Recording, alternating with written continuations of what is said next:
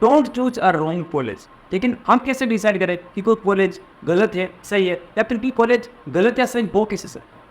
तो देखिए, हर एक कॉलेज हर एक बंदे के लिए सही नहीं हो सकता। कोई पर्टिकुलर कॉलेज आपके लिए सही हो सकता है, लेकिन हो सकता है वो मेरे लिए सही ना हो, या सूटेबल ना हो, मेरे लिए वो परफेक्ट ना हो सकता है उससे अच्छा कॉलेज जो मेरे लिए सही वो मुझे मिल रहा हो। तो आज उसी बारे में बात करेंगे कि हम एक्चुअली कॉलेज डिसाइड कैसे करें, किस बेसिस पे हम डिसाइड करें कि कौन सा कॉलेज हमारे लिए बेस्ट है, कि हमारे जो पर्टिकुलर मार्क्स आ रहे हैं उस पर हमें कौन सा बेस्ट कॉलेज मिल सकता है। और लास्ट में आपको ये भी बताऊंगा कि मैंने आखिरकार क्यों RIT मेडिकल कॉलेज पूरे पूरी। तो चलिए शुरू करते हैं आज की वीडियो। सबसे पहले बात करते हैं ऐसी चीज़ों की जो कॉलेज में मायने नहीं रखती है, अकॉर्डिंग टू मी इनका कोई ज़्यादा मैटर नहीं करती। सबसे पहले है NIRF रैंकिंग। तो NIRF रैंकिंग क्राइटेरिया जो दी जाती है वो होते हैं मेनली सुपर स्पेशलिटी और स्पेशलिटी पे काम आने वाले। तो जो MBBS कर रहे हो आप UG, उसके लिए NIRF रैंकिंग को ज़्यादा बेसिस नहीं हो सकता है, मैटर नहीं करती मैन, ठीक है। इसके अलावा फेस्ट, उस कॉलेज में क्या फेस्ट हो रहा है क्या नहीं हो रहा है, ये आपको एक अच्छा डॉक्टर नहीं बनाने वाले। ये सिर्फ एन्जॉयमेंट के लिए होता है, वो दूसरे कॉलेज के फेस्ट भी लोग ज्वाइन कर लेते हैं। तो यार अगर आपके कॉलेज का फेस्ट नहीं था, आप दूसरे कॉलेज का फेस्ट ज्वाइन कर लेते हो, एन्जॉयमेंट हो जाता है, तो ये उतना ज़्यादा मैटर नहीं करना होगा आपको। इसके अलावा स्टूडेंट कैरियर का जो रेशो होता है, फर्स्ट ईयर में जब आप जाते हो एनाटॉमी पढ़ते हो, आपको डाइसेक्शन वगैरह करना पड़ता है कैडेवर पे। तो देखिए स्टूडेंट कैडेवर का रेशियो तो ज़्यादा मैटर क्यों नहीं करता, क्योंकि देखिए शुरुआत में आप जाओगे तो आपको बहुत इंटरेस्ट लगेगा डाइसेक्शन में। देखिए डिसेक्शन में जब आप 1 या 2 यूनिट हो जाती है, उसके बाद स्टूडेंट्स डिसेक्शन करना ही नहीं चाहते, उनको ज़बरदस्ती डिसेक्शन करवाया जाता है, डांट के कि नहीं करो। तो प्रोफेसर परेशान हो जाते हैं बच्चों को बोल के, लेकिन कोई डिसेक्शन में इंटरेस्टेड रहते नहीं ज़्यादातर। तो ये मान सकते हो कि ज़्यादा मैटर नहीं करता है डिसेक्शन में कि स्टूडेंट और कैडेवर का रेशो कितना। इसके अलावा कैंपस साइज, देखिए कैंपस साइज अब क्या ही मैटर करेगा, आपको एक डॉक्टर बनना है, आपको पढ़ना है, तो कैंपस कितना बड़ा है इससे कोई रिलेशन ही नहीं है आप पे, कितना अच्छा डॉक्टर बनने वाले होगा, किस तरीके की पढ़ाई किसी पर्टिकुलर जगह पर होने वाली, ठीक है। इसके अलावा एक पर्टिकुलर कॉलेज के अंदर लाइब्रेरी वगैरह कैसी है ये भी ज़्यादा मैटर नहीं करता है, क्योंकि ज़्यादातर बच्चे लाइब्रेरी में जाके सिर्फ नॉर्मली जो बच्चे होते हैं लाइब्रेरी में जाते हैं, उसकी जो बुक्स होती है टेक्स्ट बुक्स उसी को पढ़ते हैं, तो वो नॉर्मली आपको मतलब हर कॉलेज में अवेलेबल हो जाती है। ज़्यादातर रिसर्च पेपर MBBS के टाइम पे कोई नहीं पढ़ता, एटलीस्ट तो ये चीज़ें पढ़ी जाती है। वो स्पेशलिटी करने वाले या सुपर स्पेशलिस्ट जो होते हैं, जो उनकी पढ़ाई कर रहे होते हैं MD DM, तो वो नॉर्मली पढ़ते हैं। यार UG वाले बच्चे इन चीज़ों को नॉर्मली ध्यान नहीं देते, तो ये चीज़ें मेनली मैटर करती ही नहीं एक्चुअली, ठीक है। इसके बाद चलते हैं ऐसी चीज़ें जो एक्चुअली मैटर करती है आपके लिए, क्या मैटर करता है। एक होना चाहिए PG कोटा। देखिए अगर किसी भी पर्टिकुलर कॉलेज में आपको PG कोटा मिल रहा है ना, तो ले लो यार।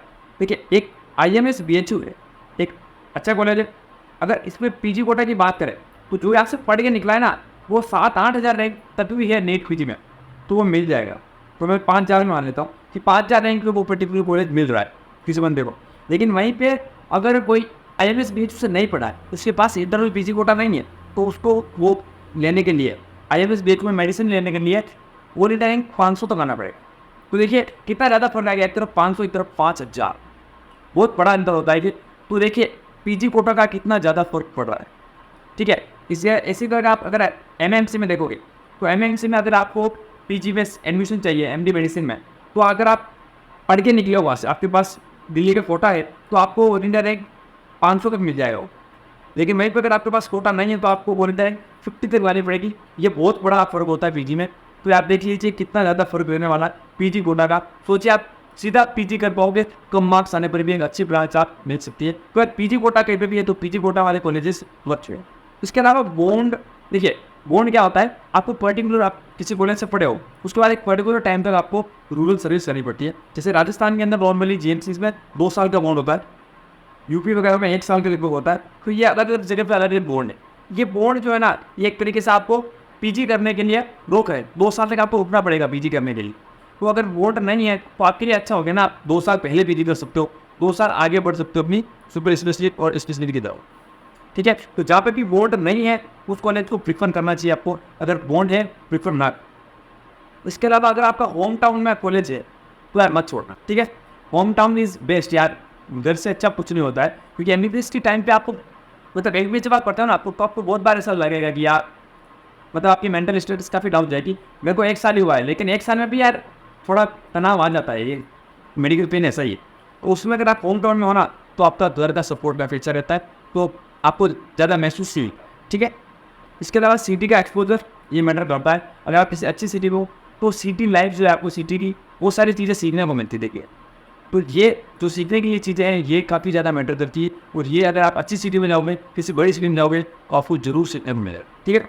इसके अलावा इंटर्नशिप का लेवल, अगर इंटर्नशिप काफ़ी ज़्यादा है तो आपको जो नीट पीजी से पहले एक साथ आपको बारी भर का मेहनत करनी पड़ती है। तो आप नीट पीजी जो होती है आपकी, जो आपको स्पेशलिटी की तरफ ले जाती है, एमडी वगैरह वही, तो उसके लिए आप तैयारी अच्छे से नहीं कर पाओगे। लेकिन अगर इंटर्नशिप उतनी ज़्यादा हाई नहीं है, इतनी ज़्यादा हेक्टिक नहीं है, थोड़ी लाइट इंटर्नशिप है, तो आप मतलब आराम से पीजी की तैयारी कर सकते हो और पीजी को निकालने में आपकी हेल्प मिलेगी। इसके अलावा देखिए स्पोर्ट्स ज़्यादातर लोगों के लिए मायने नहीं रखता है, लेकिन मेरे लिए मैटर करता है कि यार स्पोर्ट्स फैसिलिटीज करते हैं, क्योंकि यार बिना खेले मैं ये क्या 1.5 महीना ही नहीं रह सकता। 1-1.5 महीने के अंदर मैं बहुत ज़्यादा परेशान हो जाऊँगा अगर मैं खेलूँगा नहीं। तो मेरे लिए तो यार स्पोर्ट्स वगैरह फैसिलिटीज़ होना एक तरीके से कंपलसरी है।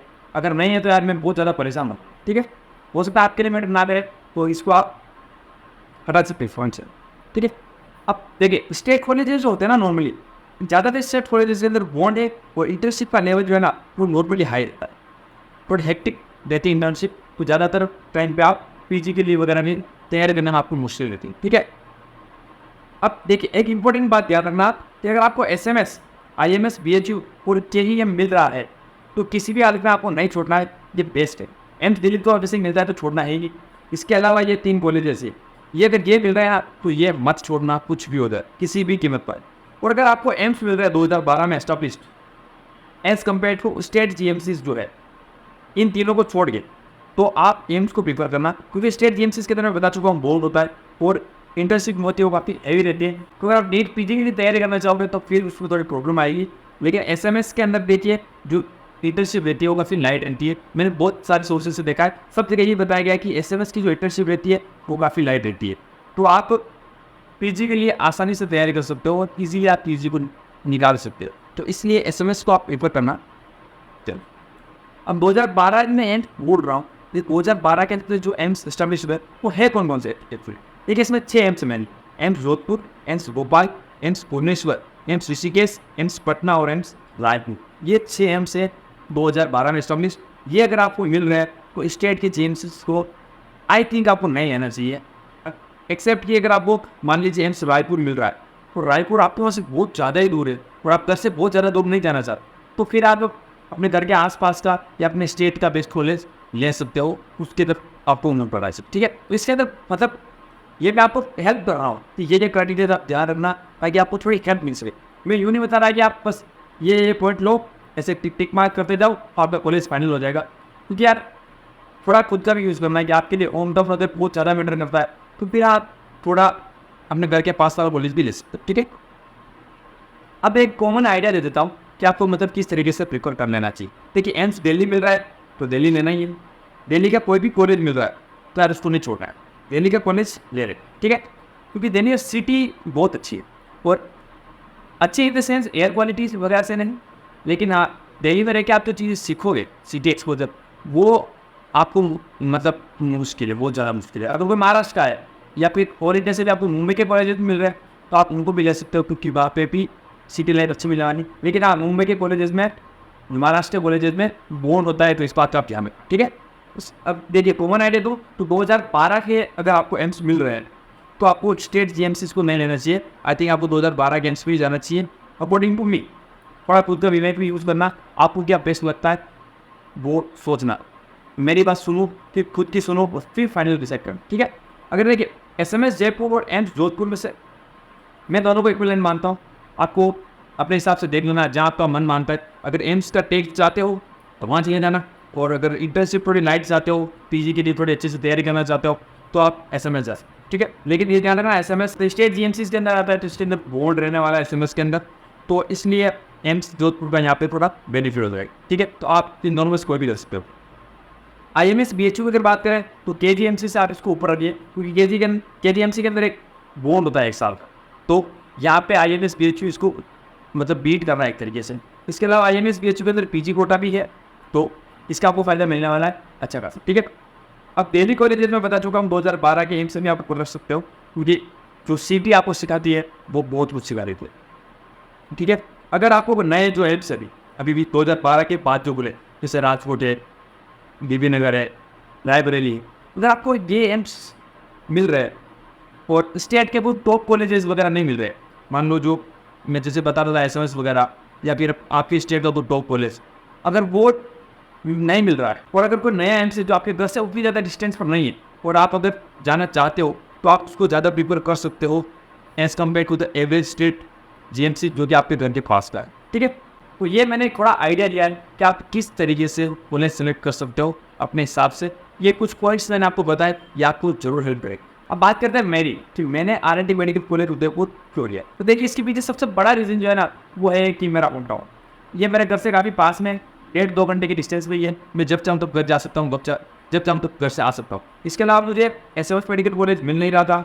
अगर SMS मिलता तो मैं RNT नहीं लेता। इस SMS को छोड़ के मुझे अपने राजस्थान के सारे कॉलेज मिल रहे थे अगर मैं थर्ड राउंड तक टिका रहता था। यस, थर्ड राउंड में मुझे मिल रहा था RUHS, और बाकी सारे कॉलेजेस मुझे फर्स्ट या सेकंड राउंड में मिल जाते। बट मुझे अपने घर के पास तो कॉलेज चाहिए था, वो मैंने लिया क्योंकि SMS नहीं मिल रहा था, और एम्स जोधपुर तो इतने मार्क्स नहीं। ठीक है, तो यही था मेन रीज़न मैंने RNT मेडिकल कॉलेज लेने का फॉर्म रहा। ठीक है, आई होप कि ये वीडियो आपकी जरूर हेल्प करेगा। आपको थोड़ा बहुत क्लियर हुआ होगा कि कॉलेज को सिलेक्ट करते समय हमें किन किन बातों का ध्यान रखना है ताकि बाद में बसाना नहीं पड़े। चलिए मिलते हैं अगली वीडियो, तब तक के लिए धन्यवाद।